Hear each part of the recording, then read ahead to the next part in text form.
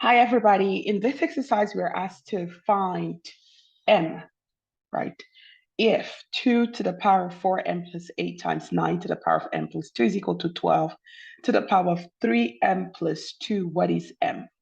Now, because m happens to appear in this expression as, or this equation as exponent, I'm going to use the product or the properties of logs to push that m down, okay?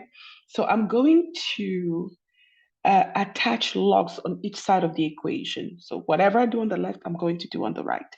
So I start with ln of 2 to the 4n plus 8 times 9 to the n plus 2 is equal to ln of 12 to the 3m plus 2. All right. The first property of logs that I'm going to use is the product property, okay, to kind of split those expressions. So we get ln of 2 to the 4m plus 8 plus ln of 9 to the m plus 2 equal again to ln of 12 to the 3m plus 2. Then I'm going to use the power property to push the exponents down. So I get 4m plus 8 times ln of 2 plus m plus 2 times ln of 9 is equal to 3m plus 2 times ln of 12. All right. Notice, using the greatest common factor, I'm going to move 4 out of the equations. I get 4 to the m plus 2, ln of 2 plus m plus 2 ln of 9 equal to 3m plus 2 ln of 12. So far, so good. So we are going to kind of group the left expression, okay? We are going to have m plus 2 times, notice, 4 ln of 2 plus ln of 9, okay?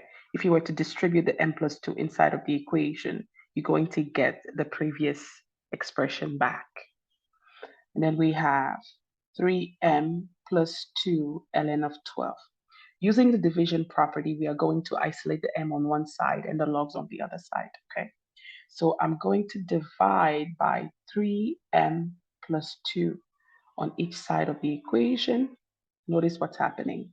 The 3m plus 2 goes away. That ratio goes away because it just becomes a 1. So it goes away. I'll do the same thing again because I'm trying to isolate the logs, right? So I do the same thing here. 4 ln of 2 plus ln of 9.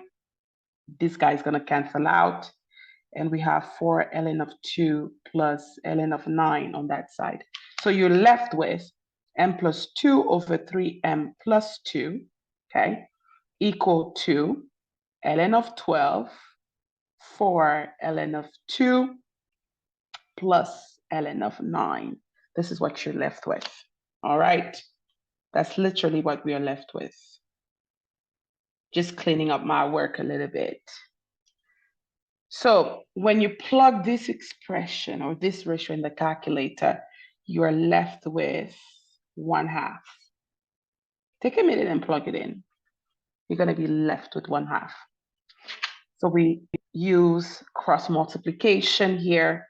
You have 2m plus 4 equal to 3m plus 2. Then now things are becoming much simpler. I can solve for m. I'm going to subtract by 2m on both sides. Notice this guy go away. You're left with 4 is equal to m plus 2. Subtract by 2 on both sides. You're left with m is equal to 2. All right, so there goes the final answer. Just using properties of natural logs and few simplification rules. And you arrive to m equal to 2. The next problem is simplifying this expression. Now, I wrote on the right side some simple facts that I will use to be able to simplify that expression. Fact number 1, square root of any number is the same as that number or to the 1/2. Square root of any variable, say square root of a, is the same as a to the 1/2. The power rule for exponents, a to the x to the y is the same as a to the x times y. So I wanted to write those facts that I will use to be able to simplify this expression right here. So I use that. The first fact is square root of a is equal to a to the 1/2. So this guy here is square root of 63 minus 8 raised to the second power, again, raised to the 1/2 plus square root of 63 minus 8. Now, using the power rule, I'm going to take care of this guy right here, okay? So we have now square root of 63 minus 8. All of that is going to be raised to what? 2 times 1/2 is just 1, plus square root of 63 minus 8. So you're left with square root of 63, just combining like terms here. Square root of 63 minus 8 minus 8. All right, so here, I'm just combining like terms right now. I'm left with 2 square root of 63 minus 16, okay? So I'm going to simplify a radical, square root of 63. How do I do that? Now, what is 63? Think your timetable. You have 2 square root of 9 times 7 minus 16. I'm going to rewrite it as 2 square root of 9 times square root of 7 minus 16. We all know that square root of 9 is just what? 3. So 2 times 3, square root of 7 minus 16. You're left with 6 square root of 7 minus 16. I believe this is the final answer. All right? That's the final answer using those 2 facts that we just talked about. And finally, calculate the following sum. Now, I'm looking at the expression given to me, and I notice a pattern. I'm going to highlight the pattern for everybody to see. Highlighting the pattern for everybody to see. Highlighting the pattern for everybody to see. Okay? It's as if you are subtracting consecutive terms, right? And then you add consecutive pairs and you add. But it's like kind of backward. You don't start at 1. You're not starting at 1. You start at 2. And then you do 2 minus 3 plus, you can imagine what's going to be right in here. For example, you're probably going to have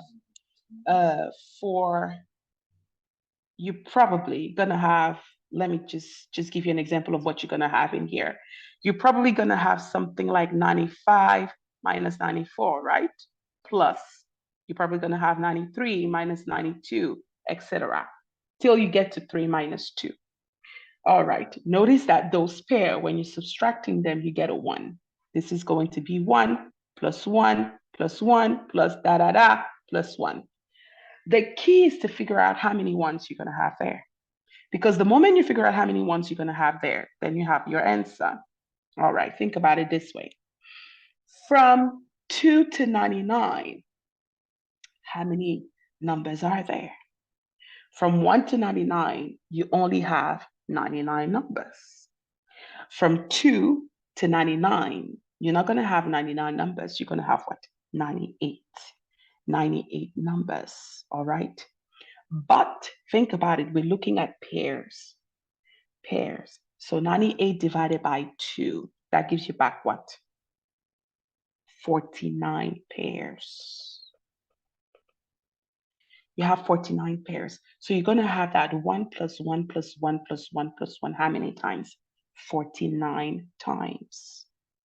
So really is 1 times 49, which is 49. That sum ought to give you back 49. The answer should be 49. I just gave you how the thinking process. That sum should be what? 49. That's it.